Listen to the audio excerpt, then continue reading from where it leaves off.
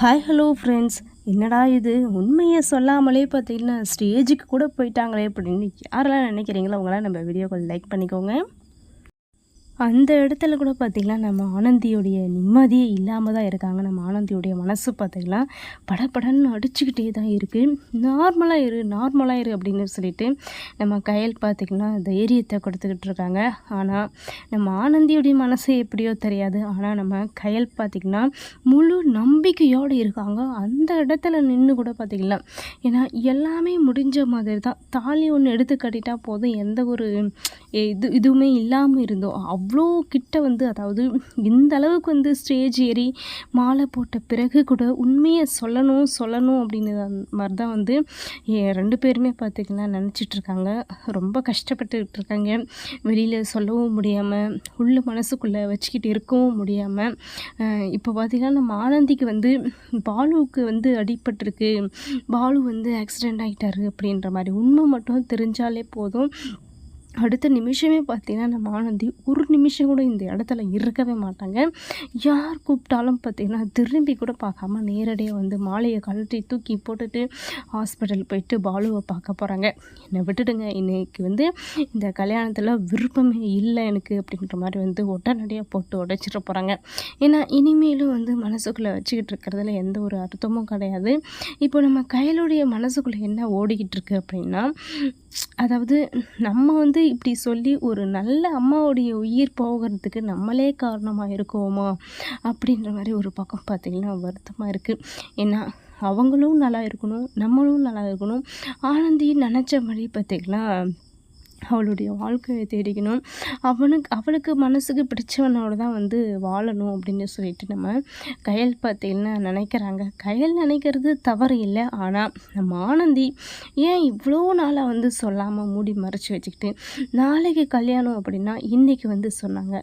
நம்ம கையல் மட்டும் பார்த்திங்கன்னா எப்படி சொல்லாமல் இருக்க முடியும்? அதே போல் நம்ம கையலும் பார்த்திங்கன்னா எந்த நிமிஷம் உண்மை தெரிஞ்சிச்சோ அடுத்த நிமிஷமே இந்த உண்மையை போட்டு உடச்சி இந்த கல்யாணத்தை நிறுத்திருக்கலாம் இல்லையா? சொந்த பந்தங்கள் எல்லாம் யாருமே வரவிடாமல் பண்ணியிருக்கலாம் இல்லையா? கல்யாணம் நின்று போச்சு அப்படின்னு சொல்லியிருக்கலாம் இல்லையா?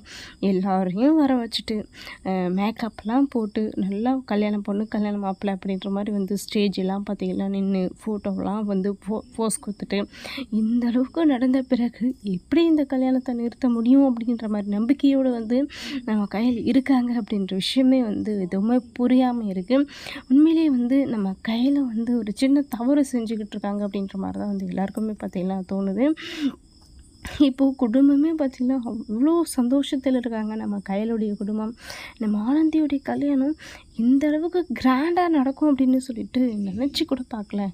ரொம்ப சந்தோஷமாக இருக்குது. இப்படியெல்லாம் நடக்கும்னு நான் நினச்சி கூட பார்க்கல அப்படின்னு சொல்லிட்டு நம்ம மூர்த்தியுடைய சந்தோஷத்துக்கு ஒரு எல்லையே இல்லாமல் போய்கிட்டு இருக்கு.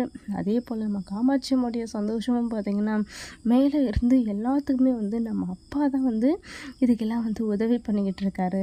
அவர் தான் இது எல்லாத்தையும் பார்த்து செஞ்சுக்கிட்டு இருக்காரு. அதனால தான் எந்த ஒரு பிரச்சனையுமே இல்லாமல் நம்ம ஆனந்தியுடைய கல்யாணம் இவ்வளோ சிறப்பாக இவ்வளோ கிராண்டாக நடந்துக்கிட்டு இருக்கு அப்படின்ற மாதிரி இவங்களுடைய சந்தோஷத்தை பார்க்கவே நம்ம கையலால் முடியலை. ஏன்னா நடக்காத கல்யாணத்துக்கு இந்த அளவுக்கு நீங்கள் சந்தோஷப்படுறீங்களே, அப்போது இவ்வளோ சந்தோஷத்துல நான் மண்ணள்ளி போட போகிறேனே அப்படின்னு சொல்லிட்டு நம்ம கையல் பார்த்திங்கன்னா ஒரு பக்கம் ரொம்பவே வருத்தப்படக்கூடிய விஷயமா இருக்குது. குடும்ப கௌரவத்துக்காக பார்க்குறதா இல்லை ஆனந்தியோடைய மனசுக்காக பார்க்குறதான்னு எதுவுமே புரியலையே அப்படின்னு சொல்லிட்டு நம்ம கையலுக்கு பார்த்திங்கன்னா எப்படியெல்லாம் யோசிக்க தோணுதுன்னே தெரியல. எந்த பக்கம், அதாவது இந்த கண்ணை கொத்திக்கிட்டதா அந்த கண்ணை கொத்திக்கிறதான்னு தெரியல அப்படின்ற மாதிரி நம்ம கையல் பார்த்திங்கன்னா ரொம்ப வருத்தப்பட்டுக்கிட்டு இருக்காங்க. இப்போது கையலுடைய வருத்தம் ஒரு பக்கம் இருந்தாலும் உண்மை பார்த்திங்கன்னா இன்னும் தெரியல.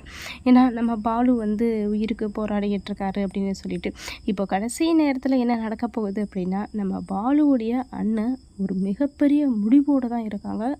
முடிவு மட்டும் இல்லை, அவ்வளோ ஒரு தைரியத்தோடவும் இருக்காங்க.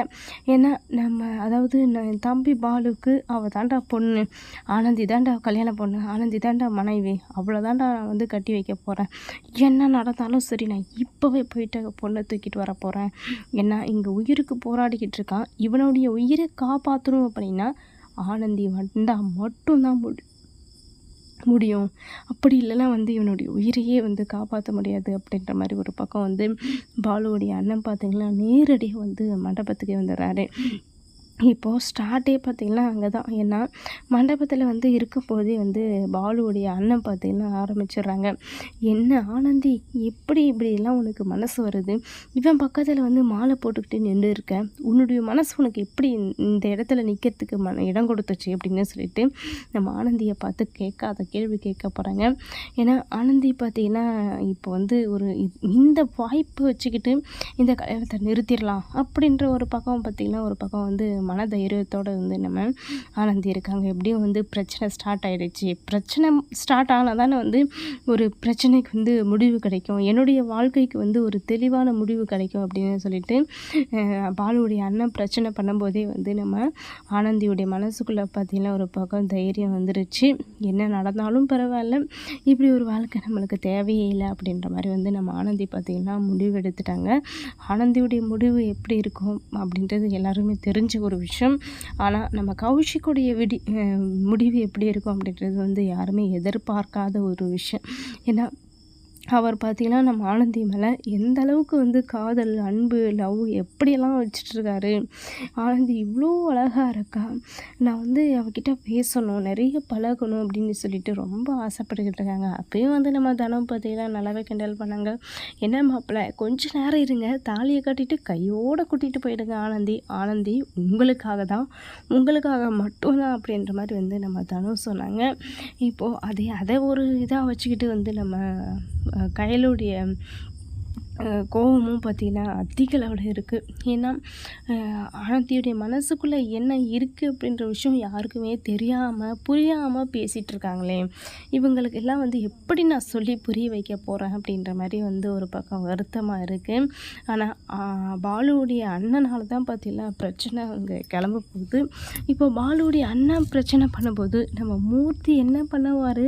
மூர்த்தி பார்த்திங்கன்னா அடித்து துரத்துங்கடா இவனை, கல்யாணத்தை சிறப்பாக நடத்துங்கடா, என்ன நடந்தாலும் சரி நான் பார்த்துக்கிறேன், இவனை இந்த மண்டபத்தில் விட்டு அடித்து துரத்தே ஆகணும், இங்கே வந்து அவன் பேசுறதுக்கு எந்த ஒரு ரைட்ஸுமே கிடையாது, அவன் எதுக்காக ஆனந்தியுடைய வாழ்க்கையிலே குறுக்க வரான் அப்படின்னு சொல்லிட்டு நம்ம பாலுவுடைய அண்ணனை பார்த்து மூர்த்திக்கு பார்த்திங்கன்னா ரொம்ப கோபமாக இருக்குது. மூர்த்தி கோவப்படுறத பார்த்தும் மூர்த்தி பேசுகிற பேச்சினாலையும் வந்து நம்ம தனத்துக்கும் மூர்த்திக்கும் பார்த்திங்கன்னா பிரச்சனை மிக பெருசாகுது.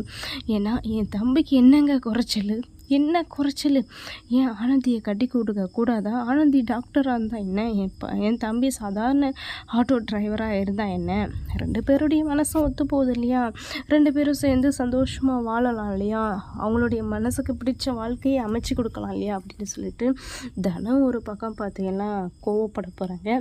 இதனால் வந்து தனத்துக்கும் மூர்த்திக்கும் பார்த்திங்கன்னா நடுவில் பிரச்சனை ஏற்பட போகுது. இவங்க 2 பேருக்கு மட்டும் இல்லை, ஏன்னா இப்போ வந்து நம்ம கல்யாணத்தை நிறுத்தி பாலுவுக்கு கட்டி கொடுக்கறதாக தான் வந்து நம்ம கயல் இருக்காங்க. அப்போது அந்த இடத்துல வந்து நம்ம கயலுடைய போராட்டம், கயலுடைய முடிவை வச்சு நம்ம எழிலுக்கு எவ்வளோ கோபம் வரும், எந்த அளவுக்கு வந்து வெறுப்பு வரும் நம்ம கயல் மேலே அப்படின்றதே வந்து சொல்லவே வார்த்தை இல்லை. அந்த அளவுக்கு பார்த்திங்கன்னா நம்ம எழிலுடைய கோபம் இருக்க போது என்னதான் நடக்கும் அப்படின்ற விஷயத்தை நம்ம பொறுத்து இருந்து பார்க்கலாம். இந்த மாதிரி இன்ட்ரெஸ்டிங்கான வீடியோ கேட்க நம்ம சேனலை சப்ஸ்கிரைப் பண்ணிக்கோங்க.